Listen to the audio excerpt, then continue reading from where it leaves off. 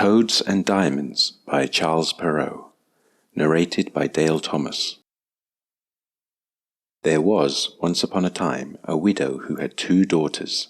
The eldest was so much like her in the face and humour that whoever looked upon the daughter saw the mother. They were both so disagreeable and so proud that there was no living with them.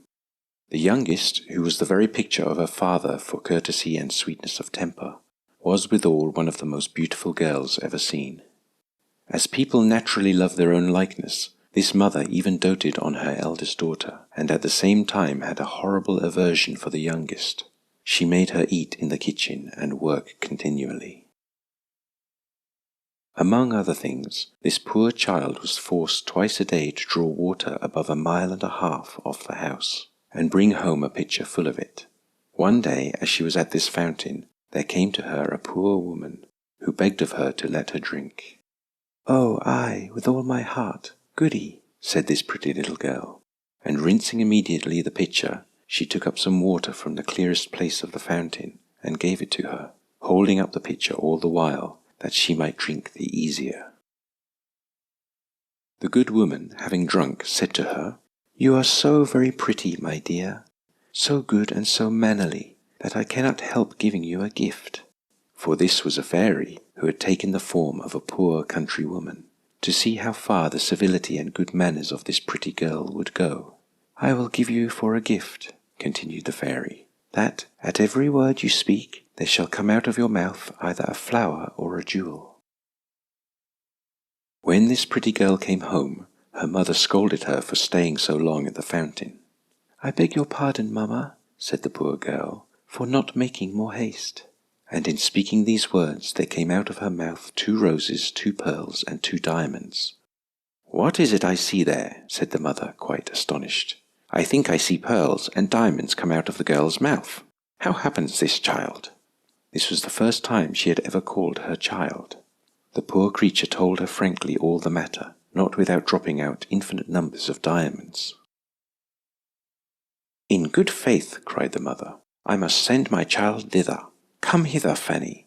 Look what comes out of thy sister's mouth when she speaks.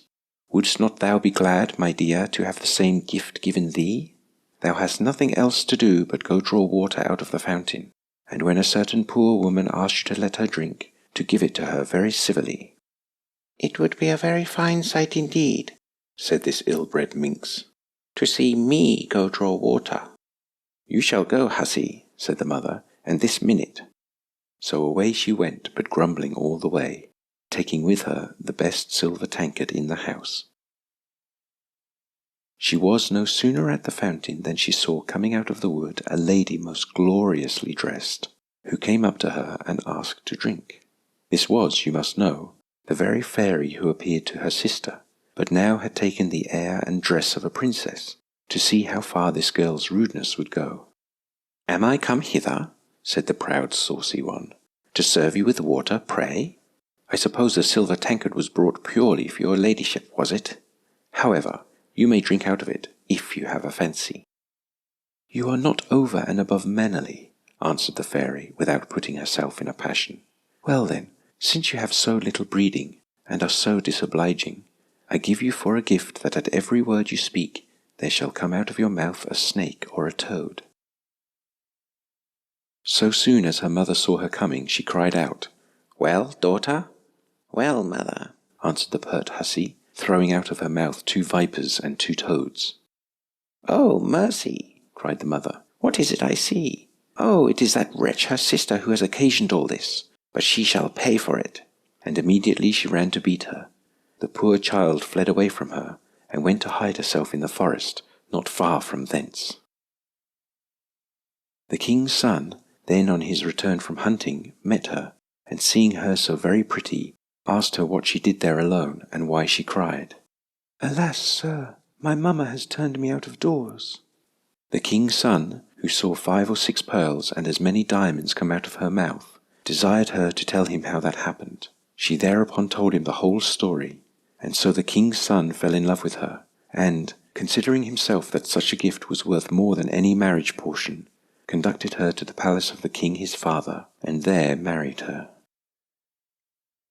As for the sister, She made herself so much hated that her own mother turned her off, and the miserable wretch, having wandered about a good while without finding anybody to take her in, went to a corner of the wood and there died.